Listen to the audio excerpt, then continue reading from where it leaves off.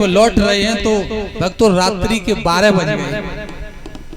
रात्रि के 12 बज गए, आकर के देखा है रानी सुरुचि ने तो अपना जो गेट था, दरवाजा था, वो बंद किया हुआ है। जैसे ही रानी सुरुचि के दरवाजे पर आए हैं और आवाज लगाने लगे, रात्रि की 12 बज रहे हैं। अरे सुरुचि, अरे सुरुचि, अरे दरवाजा खोल, देख मैं आ गया। सुरुचि, अब भैया सुरुचि जग रही हो तब दरवाजा खोले, वो तो आराम से सो रही है।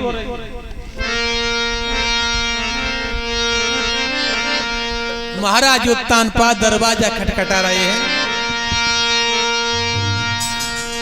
अरे सुख नीदर सोई छोटी रानी,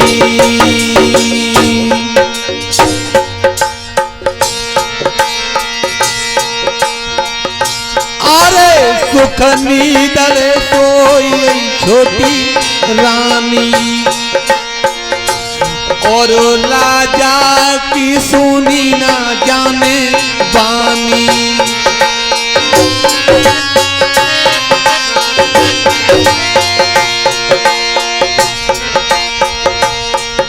आवाज लगा रहे हैं, अरे सुरुचि, अरे ओ सुरुचि। एकदम से राजा के दिमाग में झटका लगा है। अरे जाए ख्याल सुनीति को आओ, अरे जाए ख्याल सुनीति को आओ, और फौरन घोड़ावे लौटाओ।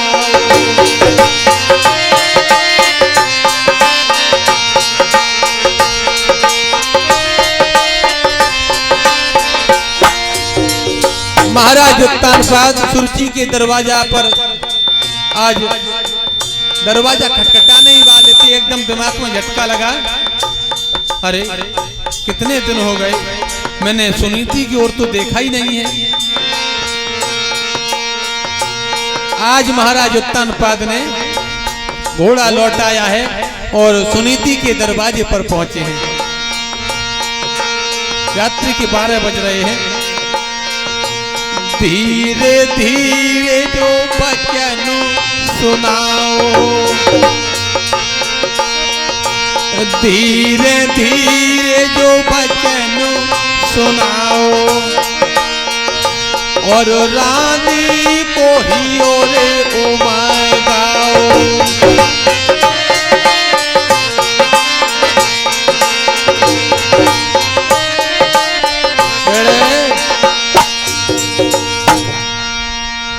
आज महाराज उत्तानपाद बड़ी रानी के दरवाजे पर पहुंचे हैं और आवाज लगाने लगे, अरे सुनीति, अरे ओ सुनीति, अरे दरवाजा खोल।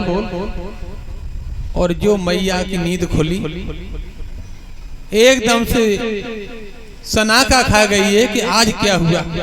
इतनी रात गए मेरे पिया और मेरे दरवाजे को खटखटा रहे हैं।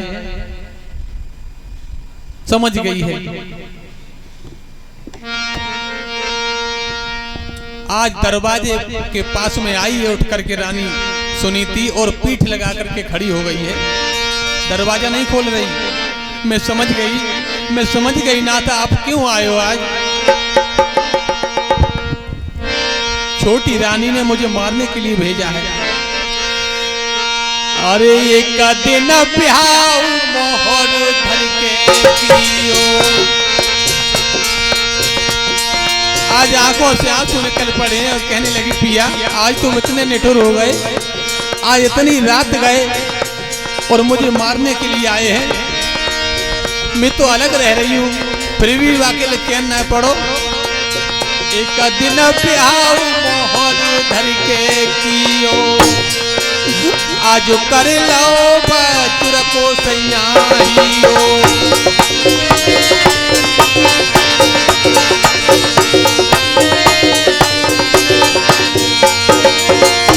मैंने पाप कौन सो राज राजा कियो अरे मोई मारन को खड़गु कर लियो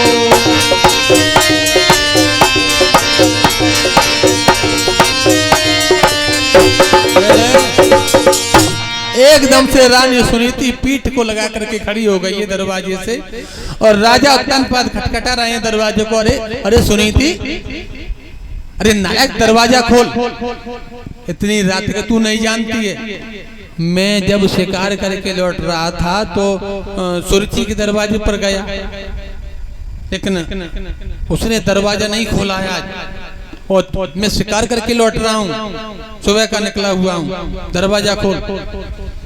जो इतनी बात सुनी है भक्तों, एकदम से मैया ने झट से दरवाजा खोला है और जो सामने अपने पिया का चेहरा देखा है पैरों में गिर पड़ी और कहने लगी नाथ इतने दिनों बाद आज मेरी खबर ली, आज बिठाया है भुजा को पकड़ करके, रात्रि के 12 बज रहे हैं, इतनी रात गए, नाथ मैं आपकी क्या सेवा करूं, मेरे पास तो कुछ भी नहीं है। आज टूटे से खटोला पर रानी ने अपने पिया को बिठा लिया है। भक्तों, फूटे से घड़ा में जल था, आज रानी ने अपने पिया को जल दिया है और टकटकी लगा करके अपने साजन के चेहरा को निहार रही है। नाथ इतने दिनों बाद आज आपकी सूरत निहार रही हूँ, मुझे बिल्कुल ही भूल गए, आपको भूख लगी होगी लेकिन मेरे पास आपको खिलाने के लिए मोहन भोग नहीं है। आज जौ की रोटी रखी हुई थी आधी, आज वही आधी रोटी जो है जौ की आज महाराज उत्तानपाद को दी है, कहा कि महाराज लीजिए। भक्तों, महाराज उत्तानपाद वो जौ की रोटी खा रहे हैं और जौ की रोटी खाते हुए उन मोहन भोग के समान उन्हें एहसास हो रहा है। जब से मैया सुनीति अलग हुई थी तब से महाराज उत्तानपाद भी थक गए थे, क्योंकि कलेश में रह रहे थे और रानी के कहने से ही उन्होंने दूसरी शादी रचाई थी। भक्तों, आज महाराज उत्तानपाद और रानी दोनों एक दूसरे की ओर देख रहे हैं, टकटकी लगा करके बातें करने लगे हैं। महाराज, बहुत दिनों में आपने खबर ली है। श्री सुखदेव जी समझाते कि हे राजन परिषद, आज महाराज उत्तानपाद उस रात जो है मैया सुनीति के यहाँ पर रहे हैं और वो रात मैया सुनीति के साथ में बिताई है। और जैसे ही सवेरा हुआ है, आज घंटा लगाने वाले ने जैसे ही घंटा लगाया है और जैसे ही घंटा बजा, महाराज उत्तानपाद एकदम उठे, कहने लगे रानी सवेरा हो गया, मैं चल रहा हूँ। मैया सुनीति कहने लगी नाथ आप जा रहे हो, अब न जाने कब मेरी खबर लोगे। महाराज उत्तानपाद आज सुनीति का दरवाजा छोड़ करके चले हैं और जैसे ही वहां से निकल करके सुरुचि के दरवाजे पर आए। सुरुचि के जब दरवाजे पर आए हैं, अरे भैया, वो सुरुचि तो पहले से दरवाजे पर खड़ी थी, जैसे चोट खाई हुई नागिन की तरह फुसकारें भरे, पूरी रात हो गई और ये कहाँ रहे हैं आज। जैसे ही महाराज उत्तानपाद दरवाजे पर पहुंचे,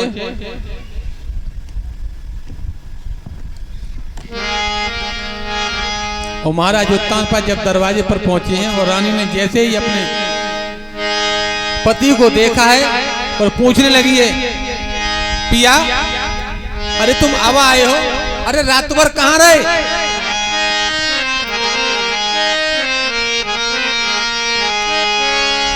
अरे क्यों मोह मलिन चरताई सैया छाए अरे रही है।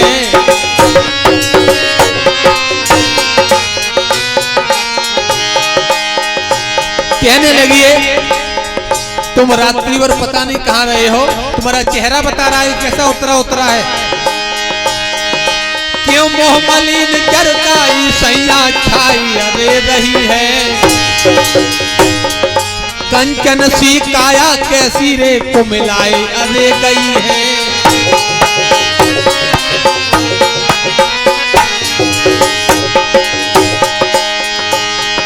कहने लगी मैं सब समझ गई, तुम रात कहाँ रहे हो?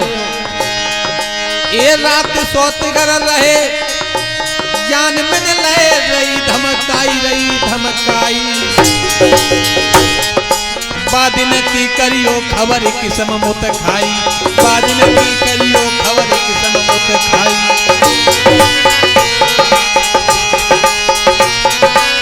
बड़े एकदम से जब महाराज उत्तानपाद को जब भला बुरा कहने लगी है तो महाराज उत्तानपाद ने दांती को पीट करके कहा, नालायक, बहुत देर से तू भाषण दे रही है, आते ही आते तूने रानी सुनीति को काग बढ़ानी बना दिया और 6 महीना हो गए तूने मुझे चैन से नहीं जीने दिया। जब हम शिकार करके लौटे तो तू तो रोट खाए के सही संजय से आए गई, तूने जाओ ना देखी के सूझ कितना मुद्दे कितना मुद्दे, और मैं तो दरवाजा खटखटाता रहा, तूने दरवाजा ही नहीं खोला, कहां जाता मैं? आज महाराज ने जब कहा कि ले नंगी तलवार, अगर तेरे दिल को अगर तसल्ली ना मिली हो तो जा और सुनीति को जाके मार दे। महाराज उत्तानपाद ने जब ये बात कही तो एकदम वो ढीली पड़ गई और कहने लगी, पिया मुझे क्षमा करियो, मैंने न जाने गुस्सा में आके पता नहीं क्या क्या कह दिया। महाराज उत्तानपाद कहने लगे, चलो करेगा ही बंदर घोड़ा की काम। भैया आज रानी सुरुचि जो है अपने प्रिया की कलाई को पकड़ करके महलों में ले गई है, चंदन चौकी डाल दी है और मलमल के स्नान कराने लगी। महाराज उत्तानपाद को मलमल के स्नान कराए हैं और भक्तों 56 प्रकार के व्यंजन बनवाए हैं। रुच रुच करके आज मैया सुरुचि जो है भोग लगा रही है अपने साजन के लिए, अपने पति को रिझाने के लिए। तो श्री सुखदेव जी समझाते कि हे राजन परीक्षित, तो पहली रात जब महाराज उत्तानपाद सुनीति के यहाँ रहे थे तो पहली रात तो मैया सुनीति गर्भवती हो जाती हैं और दूसरी रात्रि के लिए सुरुचि। भक्तों कहाँ तो राजा उत्तानपाद के घर में एक भी संतान नहीं थी, अब देव योग से दोनों रानियां गर्भवती हैं। धीरे धीरे धीरे धीरे समय गुजरा है हे राजन परीक्षित। तो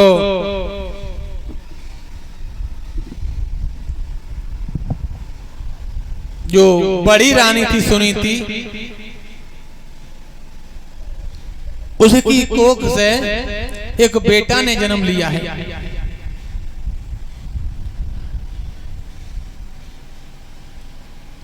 जब 9 मास के बाद में रानी सुनीति की कोख से बेटा ने जन्म लिया और दूसरी रात्रि के लिए सुरुचि की कोख से बेटा ने जन्म लिया।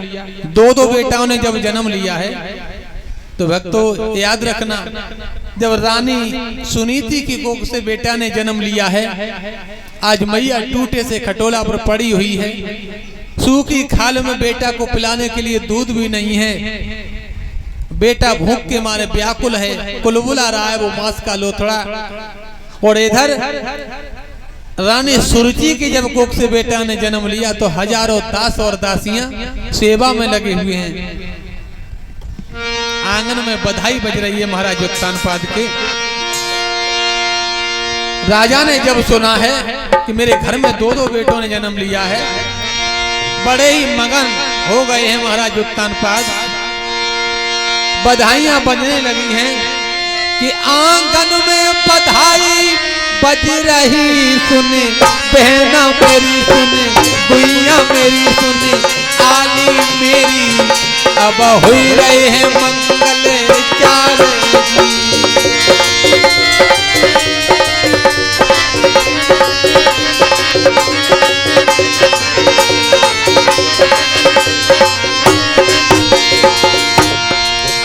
आंगन में बधाई बज रही सुने, बहना मेरी सुने, गुइया मेरी सुने, आली मेरी अब हो रहे हैं मंगल चार।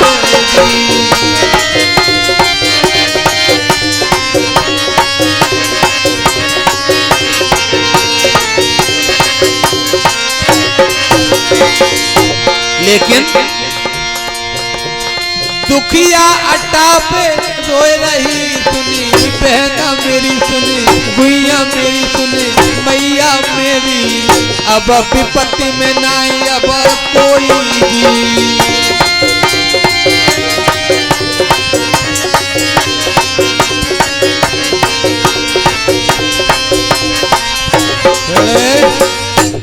महाराज उत्तानपाद ने पंडितों को बुलवाया है महलों में और दोनों बेटों का नामकरण संस्कार कराया है।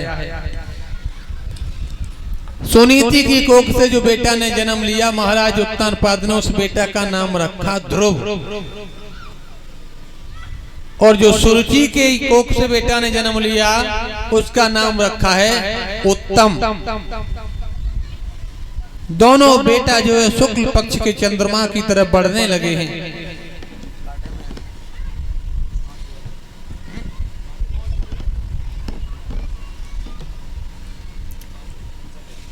मेरे भक्तों इधर जब ये दोनों बेटा बड़े हुए हैं 5-5 वर्ष के जब भये हैं दोनों खेलते हैं एक साथ में। एक दिन का जिक्र है महाराज उत्तानपाद की कचहरी लगी हुई है और छोटा बेटा जो है उत्तम बड़े बेटा ध्रुव के पास में आया है और कहने लगा भैया बहुत दिन हो गए हैं हम तुम पिता की कचहरी में नहीं गए हैं, चलो ना आज पिता की कचहरी देख करके आए। मैया सुनीति सो रही थी। आज उत्तम जो है ध्रुव को साथ लेकर के और जैसे ही महाराज उत्तानपाद की कचहरी में जब पहुंचे हैं दोनों बेटा, इधर महाराज उत्तानपाद सिंहासन पर बैठे थे और जो उन्होंने युगल जोड़ी को देखा है अपने आंखों के सामने, एकदम महाराज उत्तानपाद जो है सिंहासन से उठे हैं और आगे बढ़कर के अपने बड़े बेटा ध्रुव को गोदी में उठा लेते हैं और छोटा बेटा उत्तम जो है अपने बबुला के घुटनों पर हाथ रख करके खड़ा हो गया। लेकिन भक्तों याद रखना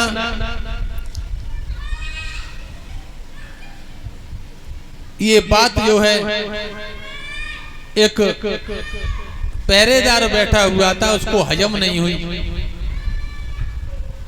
जब उसने देखा कि सुरुचि का बेटा नीचे खड़ा है और सुनीति का बेटा महाराज की गोदी में, तो भक्तों आग लगाने वाले हर जगह होते हैं। थोड़ी सी अगर चिंगारी भड़क रही हो तो वहां पर पूंछ डालने वाले हर जगह मिल जाएंगे आपको। एकदम वो चुपचाप वहां से उठा और सुरुचि के महल में पहुंचा। आवाज लगाई, रानी साहिबा अरे आप यहाँ क्या कर रही हो, आपको कुछ पता है? अरे चल करके देखिए कचहरी में। सुरुचि कहने लगी क्या हुआ? आप नहीं जानती, जरा चल करके देख लीजिए। आपकी सौत को छोरा महाराज की गोदी में बैठो है और आपको लाला जमीन पर खड़ो है। इतना अन्याय। भक्तों जब बात जैसी बाने सुनी उसे एकदम ये मालूम पड़ा मानो हजारों बिच्छुओं ने एक साथ उसके शरीर में डंक चुबो दिए। चोट खाई हुई नागिन की तरह वो नालायक वहां से भगी महलों से और कचहरी में जाकर के पहुंची। और जैसे ही उसने देखा ध्रुव को महाराज की गोदी में, आगे बढ़ करके महाराज की गोदी से बेटा को छीन लिया है और 7 हाथ के सिंहासन से बेटा ध्रुव को जमीन पर धड़ाम से पटक दिया। तेरी इतनी औकात, एक राजा की गोदी में खेलेगा? तू इस सिंहासन के लायक नहीं है। मेरा बेटा नीचे खड़ा है। भक्तों आज बेटा ध्रुव से भला बुरा कहने लगी, नालायक। अगर तूने पूर्व जन्म में, पहले जन्म में अगर भगवान का नाम लिया होता तो तूने उत्तम की जगह मेरी कोख से जन्म लिया होता। अरे जा पहले परमात्मा का भजन कर जा करके, तब राज्य के लायक होगा तू। भक्तों, आज रोता हुआ बेटा ध्रुव आया है अपनी मैया के पास में, और जो मैया सुनीति ने अपने बेटा को आत्मभाव देखो, कहने लगी लाला, अरे तू कौने मारो मेरे पूत ने, जल्दी बता, तेरी आंखों से आंसू कैसे बह रहे हैं। आज बेटा ध्रुव कहने लगा है, मैया जब तुम सो रही थी तो उत्तम भैया मेरे पास में आया, उसने कहा कि बहुत दिन हो गए हैं कि बबुला की कचहरी नहीं गए हैं, तो मैं उसके साथ में मैं पिताजी के पास में गया कचहरी के लिए। फिर क्या हुआ, जब हम कचहरी में पहुंचे तो पिताजी ने मुझे आगे बढ़कर की गोदी में उठा लिया। फिर इतने ही में छोटी मौसी सुरुचि आई और उन्होंने मुझे पिता की गोदी से छीन लिया और मुझे जमीन पर पटक दिया और कहा कि तूने पूर्व जन्म में अगर परमात्मा का नाम लिया होता तो उत्तम की जगह मेरी कोख से जन्म लिया होता। मैया तू हमें एक बात बता, मैया ने हमारे साथ ऐसा दुर्व्यवहार क्यों किया। मैया सुनीति कहने लगी, बेटा तुझे मैं क्या बताऊं, आज मैया का कलेजा धड़क गया है। बेटा ध्रुव कहने लगा, माँ मुझे दुख इस बात का नहीं है कि मैया ने मुझे मारा है। जब हम कचहरी में पहुंचे तो बबुला ने मोई उठाई गोद बैठा रो,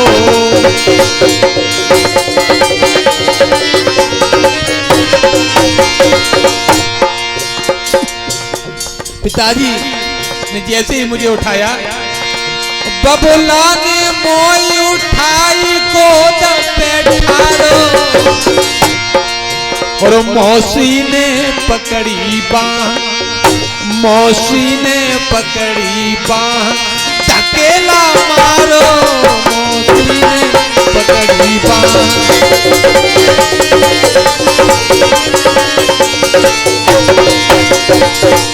मेरी मैया, मेरी मात बेनबा के कलेजे छोले, और मौसी को दुख मोए नाय, मौसी को दुख मोए नाय, बबुल नाय मुख से बोले, मौसी को दुख मोए नाय।